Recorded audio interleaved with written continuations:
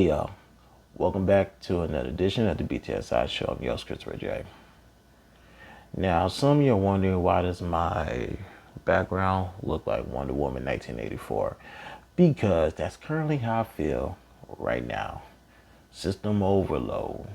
I had a video that was supposed to be posted yesterday, but somebody dropped some news and I had to scrap that whole entire video just to do this video. So that gives me more context to explain the video I had played yesterday. So thank God for Zack Snyder. So before we get into that, you guys know what to do. Subscribe to my page, follow me on all my social media accounts. And like I said about the giveaway that I'm doing, we made some adjustments. If I get to 500 subscribers on YouTube, I will send one lucky person $50 through Cash App. And of course, that person has to be at least 18 years and older. I'm not sending no money. I just want to throw that out there. So 18 years or older, 500 subscribers on YouTube, then you get 50. Then when we get to 1,000 subscribers, I will send one person 100. Then 1,500 subscribers, 150. So on and so forth. You guys know math and patterns. You guys know where I'm going with that. But I will eventually say stop. I don't give out enough money. Now, y'all like my shirt? Yes, FNX. If you are looking to lose weight, gain weight in the most healthiest of ways, or you need some workout gear, go to the links that's located in my Twitter, Instagram, and Facebook. Since you guys are watching on YouTube, the link is in the description. Click the link, fill out your shopping carts. Once you get to checkout, use the promo code BTSI for 15% off. I repeat, BTSI, 15% off. But now, let's get to Zack Snyder's Justice League. Now, this is a study guide for the coming weeks. Matter of fact, 2 weeks from now, March 18th. And some people are wondering, there's actually most people who are saying it's the same movie, or why are they doing a Snyder Cut? I will give them the benefit of the doubt that they were so turned off by Justice League that they don't ever want to hear nothing about that movie again. Fair enough, I understand that. But let me educate those folks on what's going on. Zack Snyder was in charge of the movie, directing. But unfortunately, he had to step down because death in his family. His daughter passed away. I didn't look up how or why she passed away. That's none of my business. I do want to say God rest his soul and condolences to the Snyder family. Josh Whedon had to take over. Now, for those who don't know who Josh Whedon is, he directed Avengers, Age of Ultron as well, and some other Marvel movies. Now, when he took over, it was uncredited. I don't know why. As bad as that movie was, it should have had Josh Whedon written all over it, but instead they get the uncredited, but they let Zack Snyder keep his name, which I think is unfair. And the reason why I think that's unfair is because once Zack stepped down, they was already going back and forth with the storyline and how everything should go. Josh Whedon reshot the whole entire movie, or key parts of the movie. And looking back at it now, you need to put Josh Whedon's name on that director spot because that's his movie.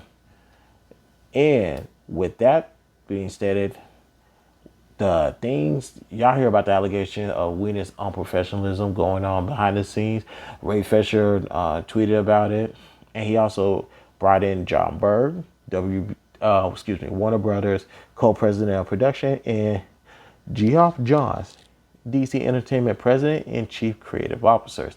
He brought those two in the mix because they said they enable Whedon's gross abuse on the set. Now, with that all going on at the time, Justice League got released in March 2017. And as expected, it bombed. It bombed so bad, John Berg and Geoff Johns, they had to resign. And Josh Whedon, that was Josh Whedon's last That was his last job as far as movie goes. Haven't heard from him since. And with Justice League bombing, when I watched it, here's what I said. I'm pretty sure it's somewhere on Instagram somewhere. Just go back to March 2017. I said, good news is Justice League took a step in the right direction. Bad news is Justice League only took a step in the right direction. I need y'all to run, skip, and hop to do better than this. Because when it came to these DC extended universe movies, Man of Steel grew on me because I said it wasn't good, wasn't bad. It was okay for a debut movie. It later grew on me so much so that I want to see Man of Steel 2. Batman vs. Superman, I know it was hard for people to keep up with that movie. The only reason why I was able to keep up with that movie and understand all the references, the Easter eggs, is real simple. DC has an animated library for movies. That's where most of that stuff comes into play. And as far as the fight scenes and all this go, I played every single Batman Arkham video game. So that's why all that stuff was easy for me to catch on. But with Justice League 2017, I caught on with it. It was fine. The only problem is like, this was lukewarm because Justice League initially was supposed to be a 2-part movie. I do remember that one when they first announced it. It's going to be Justice League Part 1, Justice League Part 2, because you already have Batman, Superman, and Diana. You haven't really properly introduced Cyborg, The Flash, or Aquaman. So you're going to kind of need a backstory to really get this thing up and moving. So I remember that. But for it to come down to one movie, and it only be, I forgot what the runtime for that movie was, maybe a little bit over 2.5 hours.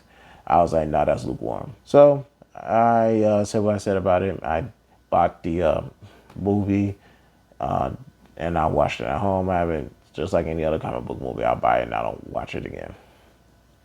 But May 2020 happened. Zack Snyder and Henry Cavill was on the Zoo call with the fans, and they revealed there is a Snyder cut. Because prior to that, everybody was tweeting, release the Snyder cut, release the Snyder cut, release the Snyder cut. And I was like, all right, that does make sense. So release the Snyder cut. They announced it. I was excited. Warner Brothers gave the budget, $70 million to do the reshoot and whatever the case may be. So I was like, okay, you already got most of the scenes in. All I got to do is add a couple of more necessary scenes to this film. So that's going to work. Now, here's what we know about what's going on in 2 weeks. The runtime is 4 hours and 2 minutes. Like I said, you have to introduce the actual backstory, because what they're going to do is replace Josh Whedon's Justice League and insert Zack Snyder's Justice League.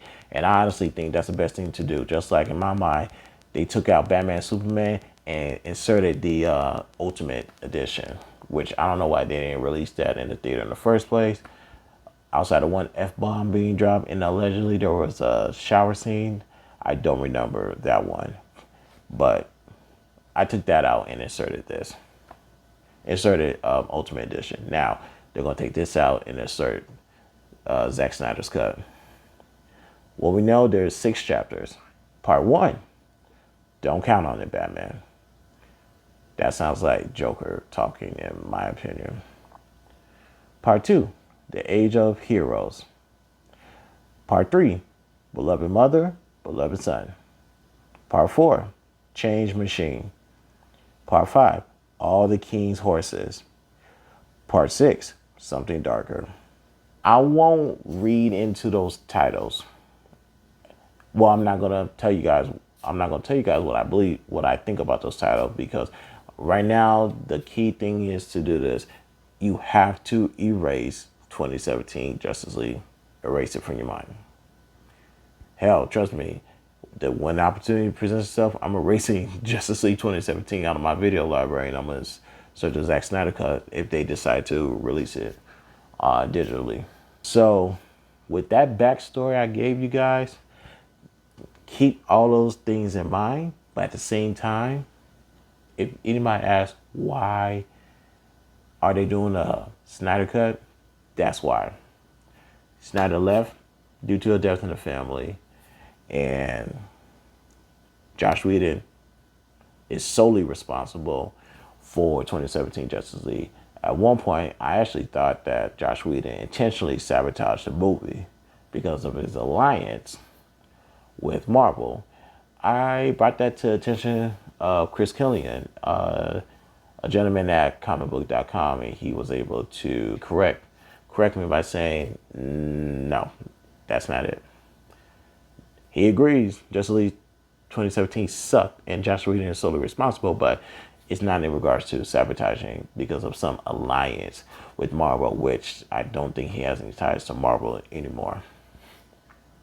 That was my original thought, but I'm glad there's people who are smarter than me who are able to correct me, and people I respect as well.